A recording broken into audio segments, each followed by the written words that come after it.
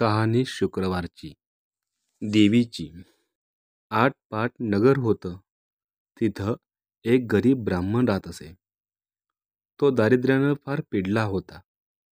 त्याची बायको शेजारणीच्या घरी एके दिवशी बसायला गेली. आपल्या गरिबीचं गाणं गायलं. शेजारणीनं तिला शुक्रवारचं व्रत सांगितलं. ती म्हणाली, बाई बाई, शुक्रवारचं व्रत कर. हे शुक्रवार तू श्रावणापासून धर. सारा दिवस उपास करावा. संध्याकाळी सवाष्णीला बोलवावं.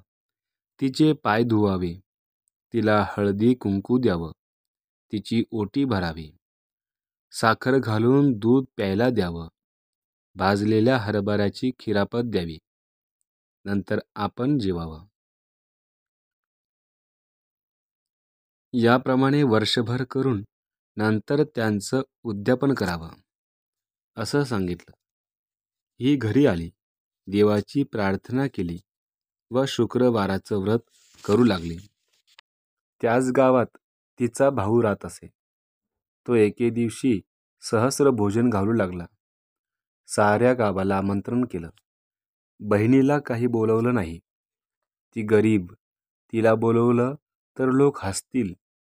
पुढं दुसऱ्या दिवशी सारे भावाकडे ब्राह्मणांचे थवेच्या थवे येत आहेत. पोटभर जीवित आहेत.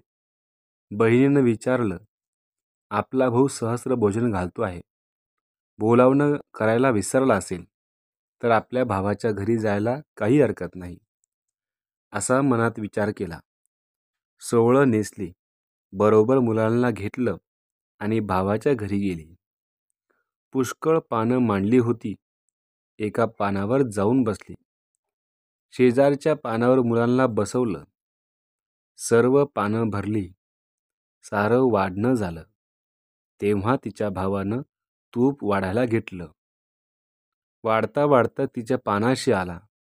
ती खाली मान घालून बसली होती. तिला हाक मारली, ताई ताई, तुला वस्त्र नाही, पात्र नाही, दाग नाही, दागिना नाही. तुझ्याकडे पाहून सगळे लोक हसतात. ह्यामुळे मी तुला काही बोलवलं नाही. आज तू जेवायला आलीस ती आलीस, आता उद्या येऊ नको, असं सांगून पुढं गेला. ही आपली तशीच जेवली. हिरुमुसलीलं तोंड केलं.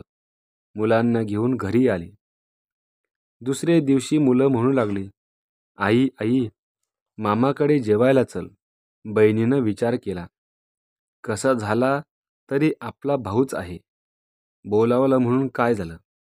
आपली गरिबी आहे तर आपल्याला ऐकून घेतलंच पाहिजे.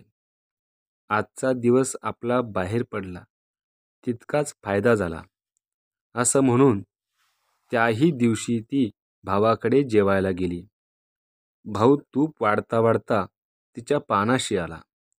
ती खाली मान घालून बसली होती. भावानं तिला हाक मारली, ताई ताई, भिकारडी ती भिकारडी, आणि सांगितलेलं ऐकत नाहीस. तू जेवायला येऊ नको म्हणून काल सांगितलं. आज आपली डुकरीणीसारखी पोरं घेऊन आलीस. आज आलीस तर आलीस, उद्या आलीस तर हात धरून घालवून देईन. तिनं ते मुकाट्यानं ऐकून घेतलं. जेवून उठून चालती झाली. पुन्हा तिसरे दिवशी जेवायला गेली. भावानं पाहिलं, हात धरून घालवून दिलं. फार दुःखी झाली. देवाची प्रार्थना केली. सारा दिवस उपवास घडला. देवीला तिची दया आली. दिवसानुदिवस सुखाचे दिवस दाखवू लागली. असं करता करता वर्ष झालं.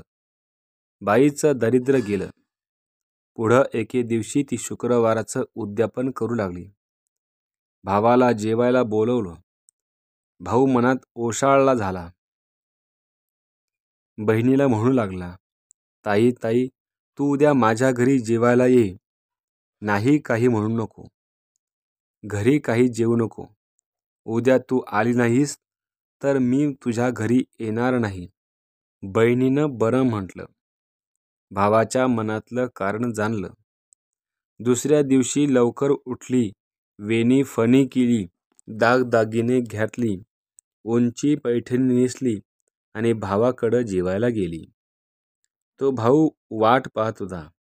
ताई आली तशी तिचा हात धरला, पाटावर बसवलं, पाय धुवायला ऊन पाणी दिलं, पाय पुसायला फडकं दिलं.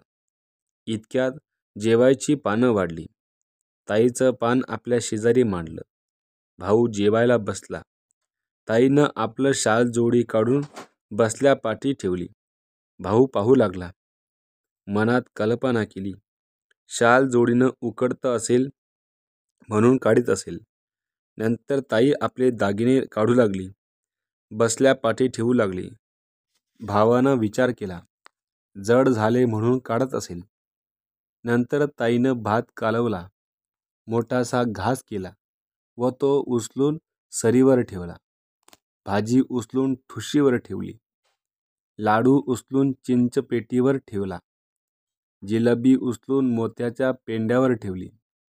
भावानं विचारलं, ताई ताई हे काय करतेस? ती म्हणाली, दादा मी करते हेच बरोबर आहे. जिला तू जेवायला बोलवलंस तिला मी भरवते आहे. भावाला काही हे समजेना.